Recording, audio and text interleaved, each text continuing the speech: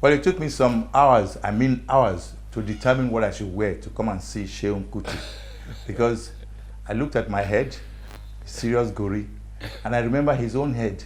In fact, there's no doubt about that. I said, okay, what should I wear? I mean, okay, let's just wear short sleeve. Maybe that will look a bit sporty enough. If you look at him, you know what I mean. I'm talking of the legendary Seun Kuti, who's my guest on Soni Irabor Live today. Welcome to the show. Thanks for having me again, Baba. We've been doing this for 20-something years now. By the way, your voice is remarkable. Thank you. I think whatever we say, there's no wrong, no right, nothing except the clean, clear voice of Seun Kuti. Yes, sir. Your father, Fela Anikulapo Kuti, left a legacy that I see all of you enriching and displaying. Tell me what you see about his legacy. Well, you know, Fela's legacy is, for me, it's like two-pronged. You know, there's the musical legacy, you know, and also I believe that there's the political legacy, you know, of the man. You know, both are intertwined, but at the same time, there's I think a personal touch in the political side for me. You know, for me, I really, really admire my father for his political stance. You know, to be able to use this. That as well. Yeah, well, because it's something I learned from him. You know, and I think he learned it from his mom too. And there's a movie by Bolanle Austin Peters. Yes. Fumilayo. Yes. That's your grandma, right? Yeah, yeah, yeah. Okay, just go. Yeah, it's true. I mean, I was just saying, like, so for me, it's more like this, to be able to, I feel lucky enough to be raised in a home where it was instilled in me from a young age that my talent is tied to my nation's development. I think that is something that is missing from the education of many young people. And everybody, not only young people, old people, every man, women in Nigeria, in Africa as a whole, is that we have this warped sense of national duty because it's not instilled in us. Our talents are made to seem so personal. You know, just to make money and take care of your family with it. That's what it's there for. You know, we don't. We call it struggle for survival. Exactly. Yes. Well, talking about legacy, we'll come back to that. But from what you said, you being raised in a political environment, from your father and your grandmother's perspective, I look at the way you were brought up, political environment, that's Fela's legacy, and your grandmother, and you saying that as a young person, even the adults, we are all politically conscious. Yes. But then, when I look at the whole process, I don't see we've learned any lesson from it. Have you learned any lesson yourself? Well, we definitely have learned our lessons, but have we taken those lessons to heart? That's a different thing entirely. Taking it to heart? Yeah. Have you taken it to heart yourself? Yeah, I mean, I have. I understand the dire situation of African people. I mean, it keeps me up many nights, you know. But also, I feel like we also do not take stock of how far we have come as African people. So we always want to downplay the effort of our fathers and our grandfathers and even our great-grandfathers who have made it possible for us to sit down here today and have this interview. People don't understand that as African people in this world, you know, they look at us as, they think we are Indians, you know, or Chinese or South Americans. All these people were at some point invited to the table. You know, we as African people are the only group that were never invited to the table for anything. Everything we achieved within this system, we achieved because somebody paid the ultimate price. Or a group went and fought and died and shed their blood for us to go to school, for us to vote, for us to enter the bus, for us to live in our own homes, for us to have citizenship, for us to be doctors, for us to be lawyers. Every step of our humanity was fought for in this system under imperialism and capitalism. So when we don't remember that, we cannot say, hey, wait till we gain safe. You know, even those that grew up in military regime in this country, having to navigate this, even though it's not the best democracy, you know, but to navigate this democracy, we forget how we lived under the military regime. And then the politicians have taken over. Exactly. No lesson learned. Well, then that takes us to 2020 when there was NSAS. Yes. And then, of course, obedience last year, 2023. I wonder what's going to come next. Well, you're a young man. I don't know, are you a Gen X, Gen Z, or I don't Gen know. what are you I now? don't know. In fact, you're an old man. I know. I'm on the bridge to eldership. That's what. Because I'm 41 now. I'll be 42 in like 6 months. Oh, good. You know, next year now I'll be 42. Okay. So I don't think I'm a young man anymore. I think this is the last 10 years before, you know. Oh, you're still a youth. I don't think so neither. I think this youth world is stretched so much these days, so that men do no longer take responsibility and become adults. For their actions. You know, and they still tie themselves to being youths, 45-year-old youths. You know. But then in looking at how the so-called youths are responding to situations, they believe that we did not give them chance. I mean, me, the interviewer now, as an older person, and my age mates and those after me, they don't believe we gave them a chance to feel the essence of leadership. Well, I think it's I think it's not even the chance thing. I think even the platforms that we need as young people to engage politically is not there. Yeah, definitely. Young people in Africa are being failed by their elders.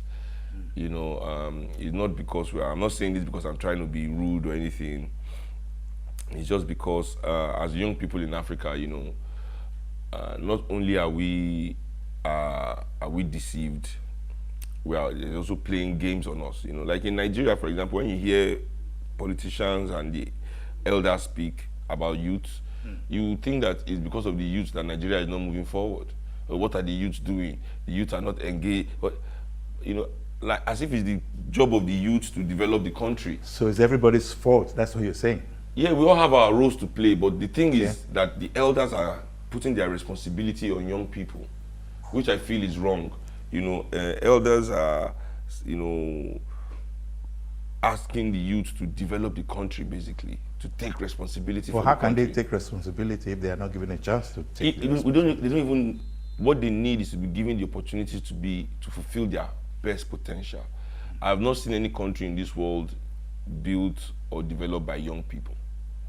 You know, countries I are would like to developed. take you up on that because We can. But countries are developed by the experience of the old and the energy of the youth. Okay, I love that. The adults, the elders have to create the platforms, the vision, you know, and the lessons, and the youth use their energy and their expertise to accomplish it.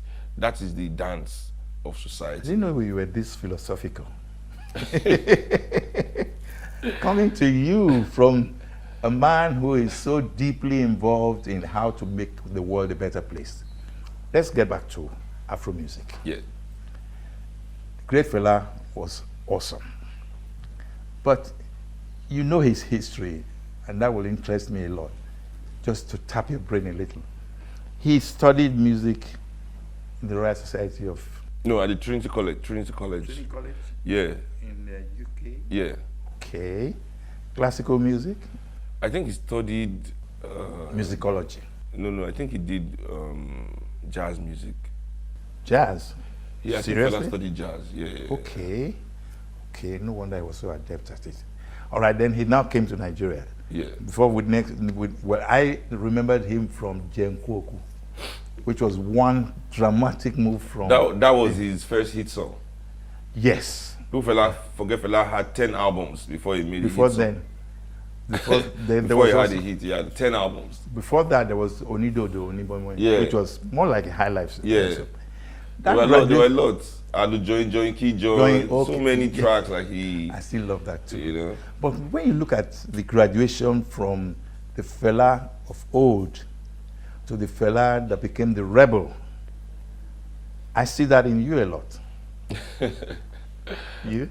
Well, I think any African man that experiences the world honestly and is honest with himself, I think as you grow, you become more radical. It is impossible to exist inside this kind of oppression and not just. I think there are two options. Is that you fold or you radicalize. So. Okay, and you radicalized. Yeah. So what of those who are folding? Well, they are. I use the word continuous. Yeah, it's true because that's why they are in people's pockets. Because you just fold them like money, and they are in so many people's pockets and can't, say the truth or make the impact that they need to make with the platforms that they have. I'm the kind of man that you are, with the kind of music that you play. Well, I cannot say anymore that you are taking your father's legacy because you're also creating your own options as well. Yeah. How do you think the Seun Anikulapo Kuti of today will relate with the Seun Anikulapo Kuti of 10 years ago? Well, 10 years ago, okay, yes, I still know myself a bit. I'll see a guy that was on the journey of self-rediscovery. Rediscovery? Yes, rediscovery. Just like my dad too, in his 30s, rediscovered himself in Los Angeles. Growing up with my dad, and if anybody has read my dad's book, This of a Life, you will see that in his book he states also that in as much as his mother was an influence in his life and he loved her, and he never really took her political message to heart because he was just too young. He didn't believe it. Many African people don't believe really how sinister this world is to African people. And it's really because they've not gone to live in the center of Europeans or in the center of Americans and really experience this relationship. And many Africans that come home from living in the abroad, do not want to... I like the way you use the abroad. Yeah. They don't want to talk to their people here about what they go through, the racism of, Europeans and the system. They rather come and talk about how African Americans are lazy or how Nigerian jollof is better than Ghana jollof. These are the issues they rather share, but not their true experiences at their workplace, in trains, trying to navigate in airports and the racism of these societies. And my father experiencing that in Los Angeles radicalized him greatly. And me too, as a young musician, beginning to tour with my band at 24 and touring the world, that's when I started realizing, oh, this is what my dad was talking about. Oh, this is how the world really is. Then we look at the fact that Seun Anikulapo Kuti is not just one of many, okay? You are an enigma of sort, but you also belong to the rebellious three: Sheni, Femi, Seun. Why do I call them? Well, that's my coinage, by the way, rebellious three. Not because they are rebels or anything, but that they stand by what they believe in. And that's what I see from you. Well, one of the issues we have in Nigeria is that a lot of us are still stuck on right and wrong. I want to be right, you are wrong, and things like that. But our situation here is life and death. And that's what I try to make people understand. Like, I'm not trying to be right, I'm not trying to be wrong. Like, many of our politicians feel they're making the right decisions. Can you blame them if they're making the right decisions? Or I don't know, but what I know is that whatever decision they're making is leading to the death of millions of people. We're not talking thousands, we're not talking tens of thousands. In a year, millions of Nigerians die on avoidable deaths. Not unavoidable, avoidable deaths. Yeah. So I'm not saying people can't die. Human beings are made to die. That's the one thing that, as soon as you are born, the one thing that you are sure is that it's going to happen next, is that at some point, you're going to die. So we're not talking about that. We're saying deaths that could be avoided, meaning people could still be alive, families could still have their loved ones, people could still go on to achieve great things. There are no regulations for any of these corporations and the way they practice their business here. It's a free-for-all. With African life, the price to pay for this free-for-all, for some people to put money in their pocket.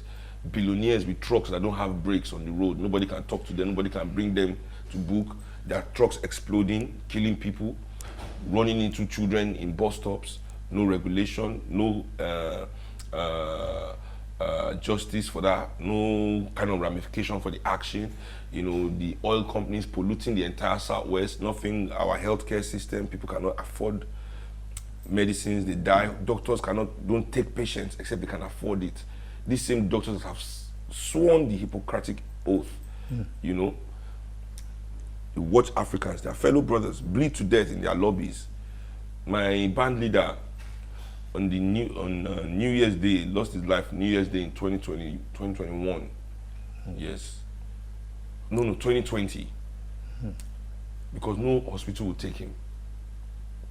And he was bleeding? No, he was sick. Okay. I think it was COVID. Well, it was 2019 December. This was the beginning of COVID. One of the first people, but nobody knew. But he was sick. Took him to this hospital. They didn't take him there. Take him to this hospital. Doctors send him away in the middle of the night. Oh, we can't take him. Oh, we can't take him. Who does that? Even if you cannot treat. So I'm just saying, the warped, you know, way that we see the world from right and wrong here, instead of to understand our situation is a matter of life and death, and then act accordingly, you know. Sometimes you can even make the wrong decision because you want to save a life. You know, the wrong moral decision, as they say. You know, but me, I don't care about that anymore because I understand our situation is life and death. So I'm not really hung up on who is right or wrong. There's a big problem here because if you first you mentioned the Hippocratic Oath, and you're the third person referring to that. One was Dr. Scott Emakbo. The second, of course, was Dr. Mrs. Boyo Kweme. Now you are saying it. Then you now give a chronology of how you lost your band leader? Yes. What do you expect the society to, the policymakers to give to the society? And what do you expect the societies to do as a result? Yeah, the first thing is the policymakers, yeah, because we have to understand that the buck stops at their table. I'm doing a series on my Instagram now called Organized Abandonment, because I realized that the policymakers of this country, the politicians and the business elites, they sit down and every time they come to a impasse in making a decision, they all accept that, oh, the people should pay the price. The people should pay the price. But they belong to the people. No, they don't. They don't feel they belong. No, not really, because when you are class conscious, you know, class consciousness is something that we also need in this country.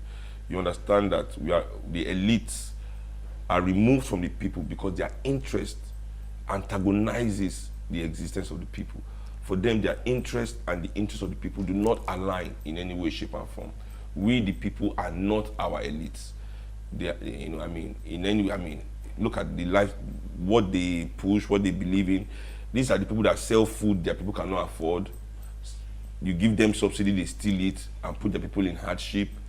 They seize all the land and build houses nobody can afford. You know, so these are people that are not with their people. If they were with their people, our children will be able to go to school. In the same environment as theirs. It doesn't even have to be the same environment as theirs, but their taxes will fund the public schools in a way that our children will be able to go there and have a good education, even though it is not their own private school. I mean, not everybody is attending Eton College in England, yeah, but it doesn't mean that the people of England are not going to good schools just because they are not attending Eton with the royals and the super rich, you know.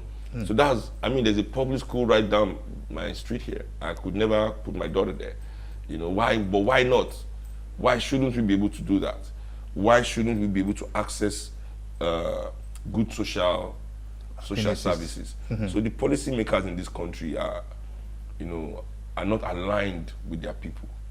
You know, they are aligned with their own class and personal interests. You know, and that kind of trickles down, because whether we like it or not, you know, the people look up to their government. We look up to the elites of society. And if the people see that the elites don't care, they too become selfish and do not care. You know, regardless of whatever excuse that they give us, tribalism, you know, is the biggest one. Oh, these Nigerians can't work together because they are tribalists. You know, but these same people employ these Nigerians in their company, in their banks. Nigerians work in their banks, Hausa, Yoruba, all tribes, and their banks turn a profit every year. You know, we work in all their businesses and we turn them huge profits in their food business, in their cement business, in their oil business, all Nigerians work there from all tribes, and these people are billionaires. But when it comes to making our country work, suddenly they pull out their ethnic card. I am Yoruba, I am this one, I am that one, to make sure that they have all sorts of excuse not to participate in the development of their own country. And these are the people in charge of the resources of the Commonwealth. And therefore, they do not feel responsible to the people they serve. Yeah. Again, I hate to bring it up, but National Assembly is one major question. You know, we are told from research and maybe subject to confirmation that our National Assembly is the highest paid in the world. Now, the people, from the way you have given this analogy, the people they serve or they're supposed to represent don't feel their presence. So what should we do? What should the people do? As I said, your question is a good question to project what I mean by this class consciousness that we lack. So as our National Assembly are the highest paid, we must also remember that our telecommunications company charges the highest per capita for internet in the world. In the world? Ooh. The petroleum sellers charges the highest petrol per capita. If you check the minimum wage and the amount a liter of petrol costs in relation to the minimum wage, we are probably paying some of the highest percentage per capita in the world for petrol. For food as well. For housing as well. I mean, where else do you go in this world that they ask you to pay 2 years in advance rent? No. Tell me, if they are hell-bent on promoting African homelessness, what kind of elite tell their people to pay 2 years rent in advance? Where does that happen? In this whole world. So there's a peculiarity about the elite of Nigeria that is sinister on a level that I hope that the people do not really want to pay them for, because then it becomes then we have a situation of anarchy, which is what I don't want. You know, because no matter what it is, we must have organized development. Whatever resistance we are going to project to this system must be organized, so that our country does not fall into anarchy and we go from fry pan to fire, which is what they are pushing for. Should anybody in his right senses push for that? They want that because, you know, Nigeria is a crime scene. All the elites of this country, the politicians, all these so-called ethnic jingoists and national dividers that want Nigeria to separate without any plan. You know, like, imagine Yoruba people saying they want to separate from Nigeria, and the Yoruba elders have not come up with a good food security plan. Yorubas don't even know where their food will come from. They want a nation, but they've not sat down. The elders have not sat down to discuss food security for that nation. Okay, when do we stop importing pepper from the north and tomato? Because Yoruba people love to eat pepper and tomato. So if you are not making sure that they're self-sufficient in it, you want to antagonize the northerners and then fight them and break off. So, okay, fine. The northerners now impose custom duty on their pepper, impose all sorts of tax on their pepper. Before you ship it from the northern Nigeria, there used to be one country, now you have to pay one huge tax. Now, poor people that could not afford this thing before as Yoruba, now they cannot even afford it more. Now even less people can eat the pepper. Now there's war in the land. Now we have to fight the Hausas. Or go back now in our new nation to the IMF, cap in hand, to borrow money, to enslave our new nation. Our lifetime pain. Now just to go and buy pepper from northerners. You see the way these people think, you know. So it is this their lack of real connection. These people want to destroy Nigeria. It's their plan. Nigeria is a crime scene. If Nigeria becomes like Somalia, like the Congo, it is the best for them, because now nobody will ever question them for their crimes. You understand? So this is the game. When I look at everything happening in Nigeria, the way our politicians talk, the way our elites move, the way they oppress the poor with their ostentatious lifestyles, you know, that they've made sure that these people can never attain. You know, you frustrate them 24 hours. You know, not only do you frustrate them by putting it in their face, you also make them know that they are little. You know, which is even the worst. You make them feel so little, make them feel like they are nothing without it. You know. But the people still have a say. If going by what's going on in Kenya is anything to go by. Yes, I mean, I would expect that Nigerians, especially the youths, should be able to have a say. But we've done that in NSAS. The Kenyans are just doing that now, and Well, the government is really responding to them. the government responded here. They opened all sorts of panels.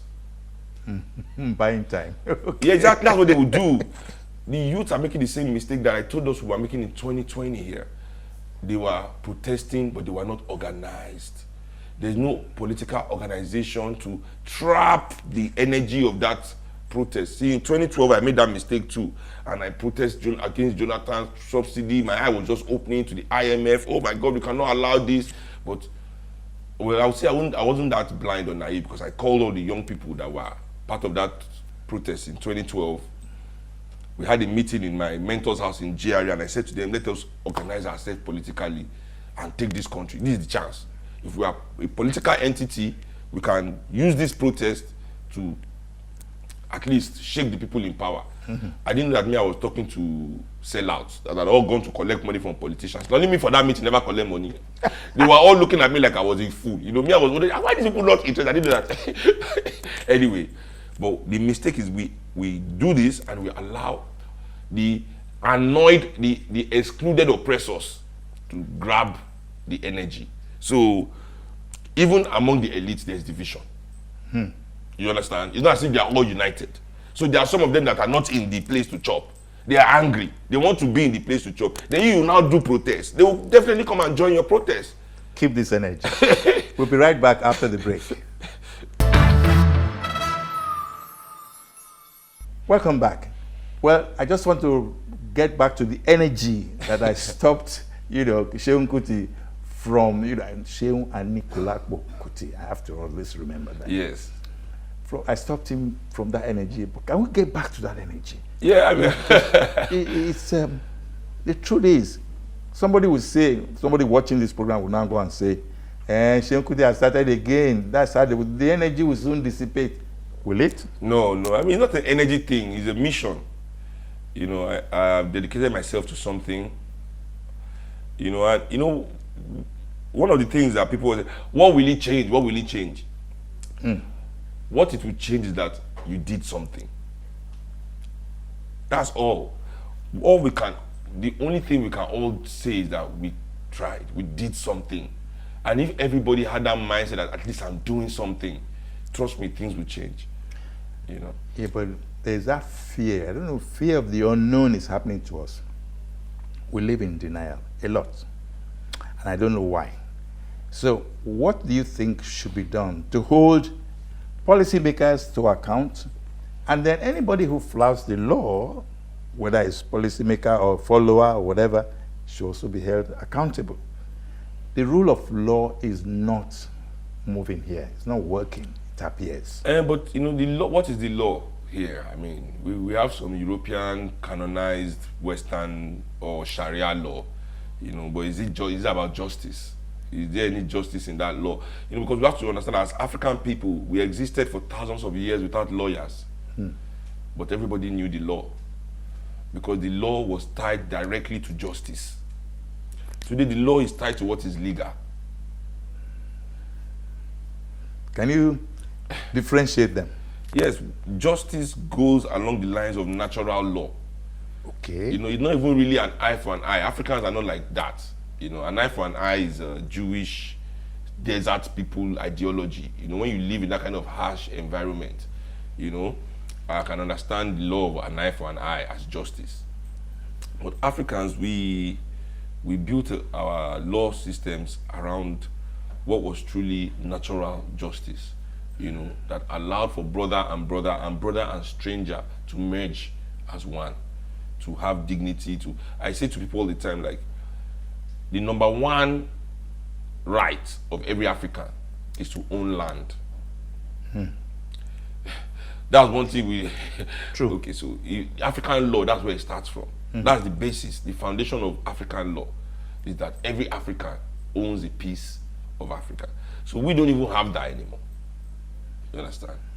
The law we practice now actually alienates us from our land. Tells us the reason why we cannot own the land. Tell us the reason why we cannot enter this place, we cannot go to this place, we cannot do this thing in our land, we cannot use our oil. We have to ask somebody to get a license, to pass through this legal means, to use that which is ours already, but that other people are using for their benefit with the help of our elites. This is so solidly put, and yet so it's intimidating me, actually. Our situation is complex as it is simple. The simple part is that Africans need to engage with Africa. The complexity is that... But the Africans are not engaging with Africans. But it sounds simple, but this is the issue of the escapism. You were saying it before, like, the issue is not just that people are jackpine. Those that cannot move, they give them television and music and TikTok and to help them escape on the spot. And those that are drug addicts escaping, because of the situation of the country. Our elites themselves are the biggest of the escapists, because they know that their true mission that they have betrayed. So they are, forget the nation. These men know that they are traitors to themselves. That they are betraying themselves. That is why they try as much as possible to always negotiate their failure. So where they cannot bring development due to their weakness, I have to say, their cowardice, they bring modernization. So allow the workers that work for them to have TV, so we can have some modern new things. So there is a kind of distraction, actually. Yes, but then there's no real development. No. You understand? You go to the islands, all these flashy buildings everywhere at night, all the nightclub lights like Europe and America. We have all the lights, we have all those things that they have, all the modern things you can buy. But do we have a steel mill to produce steel rods to build that building?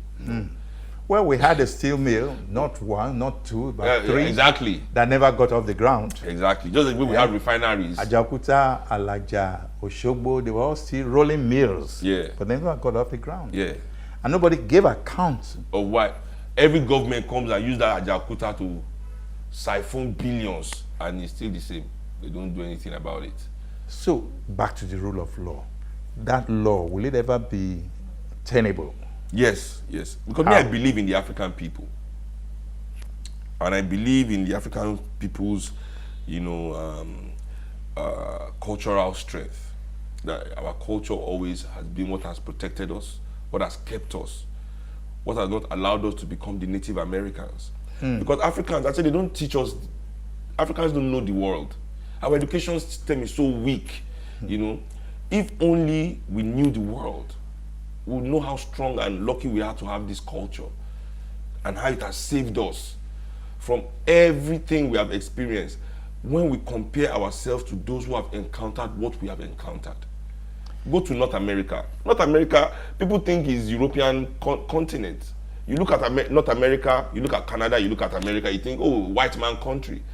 You forget that it was populated by Native Americans that have been exterminated today. Less than 3% of their original numbers Same exist. is happening in the Congo. Some of the best resources, natural resources of the world is there, come from that same Congo, but at least Africa. The Congo people have not been wiped out. This is the African culture keeping us. We don't understand the strength of it. Go to South America. Is this a white continent? No. Where are the natives? Less than 10% of that continent is the natives. They've been almost eradicated. Go to Australia. Where are the Aborigines of Australia? What has happened to them? If you think that that's not the plan for Africans as well, then you are living in a dream world. Because we can see that these people are still capable of genocide right now. Gaza. You would think because there's television, everybody is watching them, they will not do it. They will do it. They don't care. What is keeping you is that culture that you hate so much, that you are calling juju, that you are calling this, that you are calling that, they are going to their white church to help them insult. You don't understand that they want you to do that to continue to weaken that culture until the time it cannot fight for you anymore. Africans don't know the strength of their culture. Even from 3,000 years ago, when Alexander the Great, when Julius Caesar, When Mark Antony, when all of them came to Egypt, they won the war, but they won the battle, but they lost the war. Why? They all became Egyptians. The culture was too much. It showed, they became that which they came to conquer. And that's why Egypt existed for as long as it did, not because it didn't lose wars, it's because of the strength of African culture. Why the settler colony of South Africa, why are the settlers only 14% and not, as in America now, 63% of the population? Is the strength of the culture of the African people in South Africa. You understand? Look at what is going on with us in Northern Africa today. So if you think what is happening in Northern Africa cannot spread down, Africans in Northern Africa, the Africans are almost gone, filled with Arabs. And this is going to happen. If we continue the way we are, that is where we lose. But our culture is so strong that we still have time now. That if we engage, if we start doing what's right, we might make it. But the joke we are joking with ourselves is that we are playing life and death game with right and wrong. I didn't know you were so deep, so knowledgeable, so cerebral. I'm curious a bit about your background. You've done a lot of history. You've taken us around the world just like that. Boom. How you do? Well, I study a lot. My library is up there. It's good. Also my background. I was saying to my friends yesterday that nothing comes from nothing. People always say, "Oh, you're only doing this because you're your father's son." If it wasn't for Fela, I tell you that if it wasn't for Fumilayo too, there would not be Fela. Mm-hmm. You understand? Nothing comes from nothing.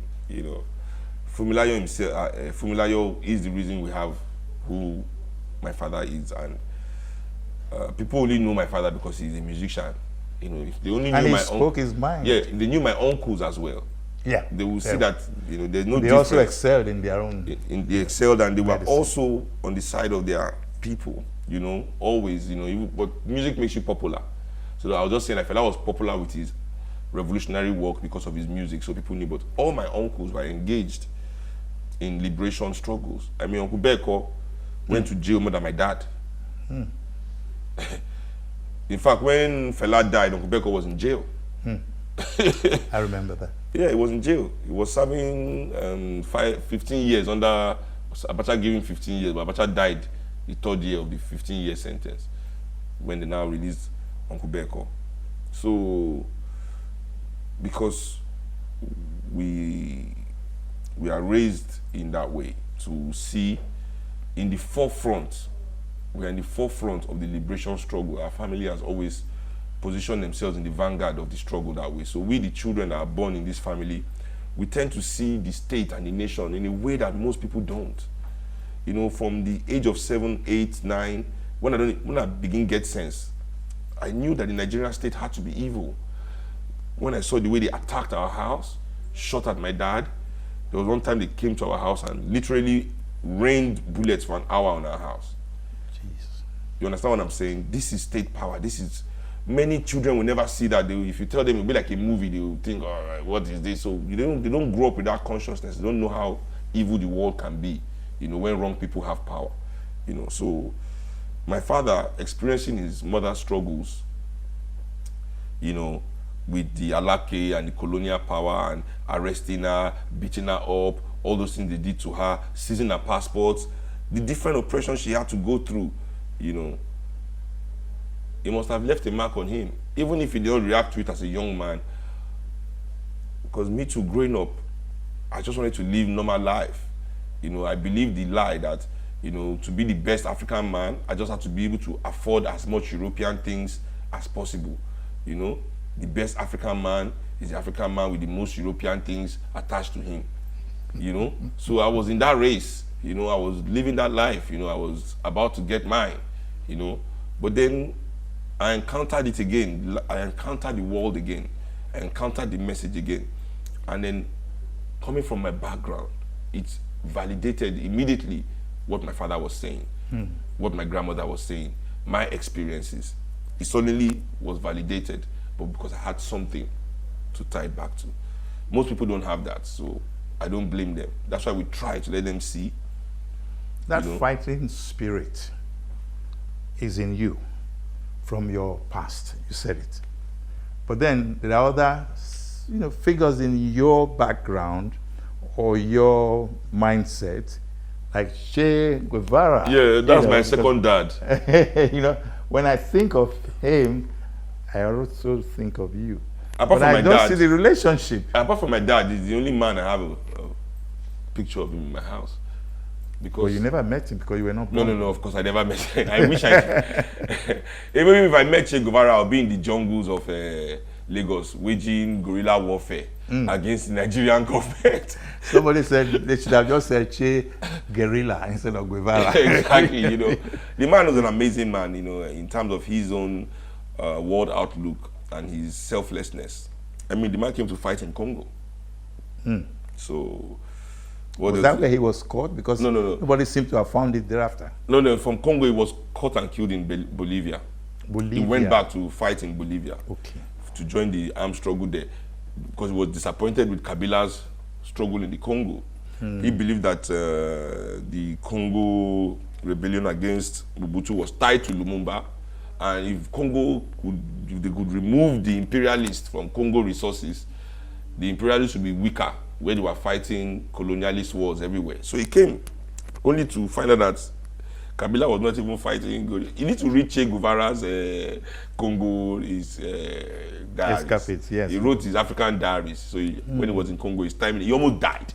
He only saw Kabila once in the battlefield. And the day Kabila came, he came on a yacht with babes and alcohol. Che Guevara left 2 weeks later. He came with like 50 of his comrades. What was it about him that really influenced you in thoughts and action? Oh no, his selflessness and his commitment to ending imperialism. The Cuban leader, Fidel Castro. Yes. They were very close, supposedly. But there's somewhere they said they actually fell apart. And I think that's CIA propaganda against Fidel. To try and discredit Fidel after the death, to blame his death basically on Fidel Castro. Okay. To say it was Fidel Castro that sold him out. Fidel Castro was definitely no longer interested in the revolution the way Che was interested in a global revolution. Che was interested in a global revolution against capitalism. Castro was more interested in Cuban revolution. So when he was done, he told him, I'm done. We have to build Cuba. But Che, as Minister of Justice first and Minister of Finance, he was bored. And maybe not bored, let me say he was agitating still. He was restless because he could still see oppression and around the world. So he moved to continue liberating people. So that for me is the epitome of what I want to be, a revolutionary Pan-African politician. So it will definitely not be enough for me to say, we freed Nigeria. If Ghana is still in the throes of capitalism and imperialism, or that Nigerians are doing okay, if the Senegalese, the Sierra Leoneans, the Kenyans, the Ugandans, are still with the boot of the colonial master on their neck in the name of neocolonialism as we experience it today. Well, we've been on the African terrain, we've been around the world, and I love that. And then, of course, back to Nigeria. The Nigerian leadership has been a very big question, full of criticisms, critiques, and all kinds.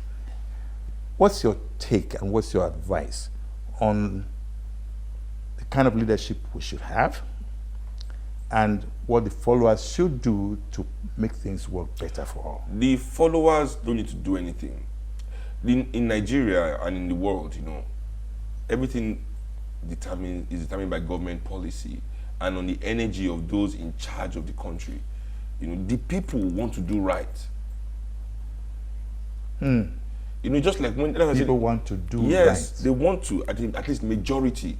If the majority of Nigerians didn't want to do right, do you think we'll be able to live in this country? You won't be able to leave your house now. If even these people that are hungry didn't want to do right, the amount of poor people on Allen alone, they can shut down Allen if they didn't want to do right. That means at the core, people want to do right. You understand? It is because there's no avenue. Like I was saying, like we put too much pressure on young people. I was saying before, like even when they say, "Oh, Nigerian young people are not intellectual. They don't read. They don't want to do this." But where are the libraries? The people with the funds and resources on my street, and I'm not sure about where you live. I'm sure that if you are not living in one little estate that has gates, there's hotel and nightclub where you stay. Every street in Lagos has hotel, nightclub, hotel. It's somebody that is, people that are building it. It's the banks that are bringing out the loans. Before you breathe and open your eye, they've open nightclub, open hotel, open street. But where are the youth centers, the job centers, the training centers? These same people will not invest in human development. You see, they want us to be, what these policymakers must understand is that Nigeria cannot develop based on the profit incentive. You cannot make African people feel like we don't deserve it if you cannot make money from it. We need leadership that makes us feel like we are doing this thing just because you are worthy. We are building these things just because you deserve it. These things that you need to be human beings, these things that you need to live with dignity is what we are here to provide. Not the mindset that they have as new liberals and new colonialists that, oh, they know the country can't afford it to, well, how can we? But they can afford to be flying private jets in a poor country based on public funds, building $2 billion apartments, vice president block in a poor country. In a poor country, they travel up and down, belly ache, travel out. This one, Buhari spent 8 months straight in UK hospital. Forget hospital B. Our private jet was parked at the airport. Go and check how much it is to park private jet a day. So while they use Nigeria's resources to restore their own dignity, Nigerians cannot even restore. They don't say that this is waste, and Nigerians are not making money from the president just staying abroad, flying private jet. All these rich men, the largest, National Assembly largest, all this money they share. They don't say it's waste too. But one time to build school, they'll say, there's no profit. How will they balance the books? That's not development. Development is not investment. You know, they must remove from their mindset the lies that they tell Nigerian people that we need to make our society conducive for foreign investment. That means we are making our society conducive for underdevelopment. Because investment, by the mere definition of the word, means to put little in and take plenty out. No country can develop based on investment. Because if I invest 1 million and I get 1 million, that's bad investment.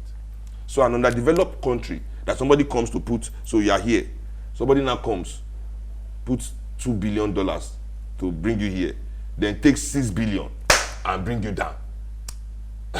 What's the point of raising me small like this, only to push me further than I was before?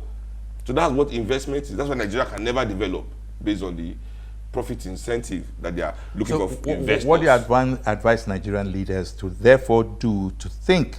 My mind goes to emancipate yourself from mental slavery. Exactly. They have to do the work. They have to use African resources, which we have in abundance, for African people, not for business anymore. So that's the main thing, that they have bought into this capitalism idea that has told them that they should use their people for business. Like human ritual, human sacrifice. There are issues now that are really bothering us. You know, GMO, genetically modified. So bad. It's not even labeled here. That's the worst part. And then there's also the whole essence of looking at age of the average African leader. I hear Cameroonian leader is 91 years old. It's like Joe Biden. Joe Biden is 80 plus years old. And Trump is coming in, well, wants to come in, is almost 80.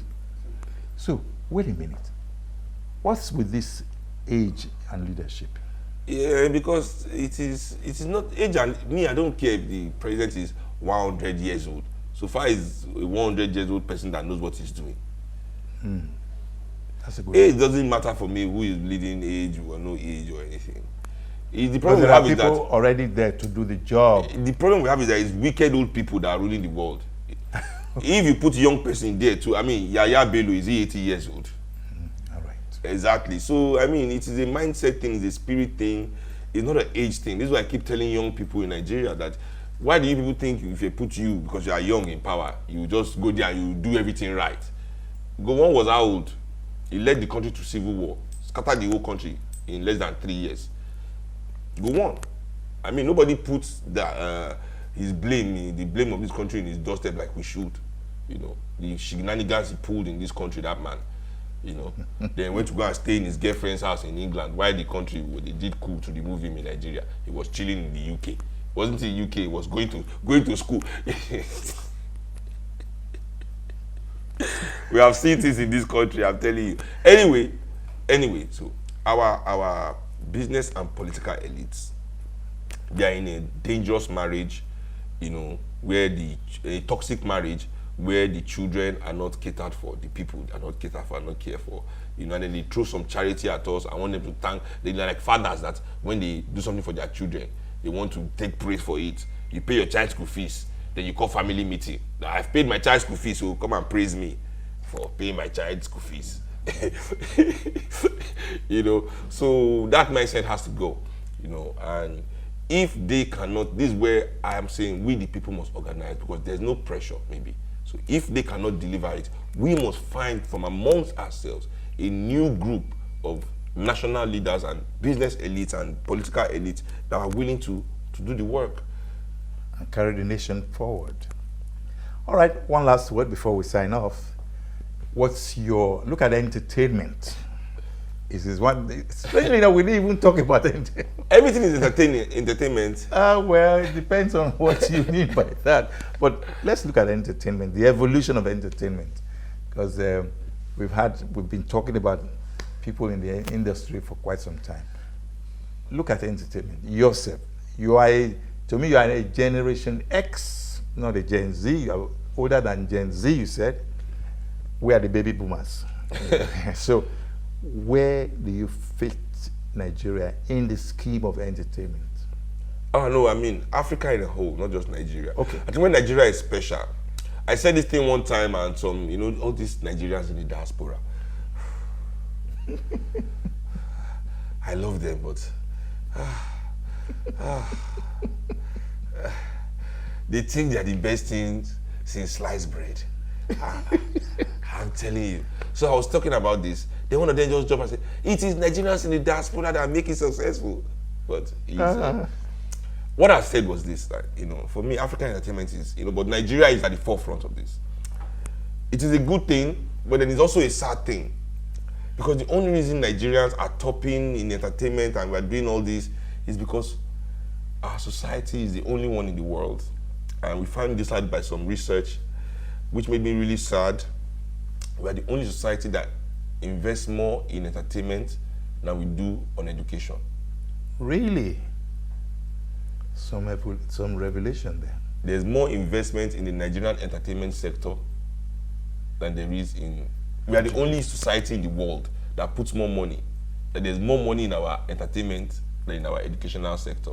So if you look at the amount of money in the educational sector in a year, then I'm not talking about private too. I don't know what's going on, but the public one, that the funds are there for people to see. And what these same entities put into entertainment in a year, there's no comparison. Mm-hmm. So we are blessed with that there's so much resources. But then, entertainers, entertainment people, they did not take it out from government, they took it out from their own sweat and pockets. From investment. People are not... Who are those investing? The corporations and the government together. Really? Yes, I mean politicians. Is government investing in Nigeria? Politicians invest a lot in entertainment. Yes.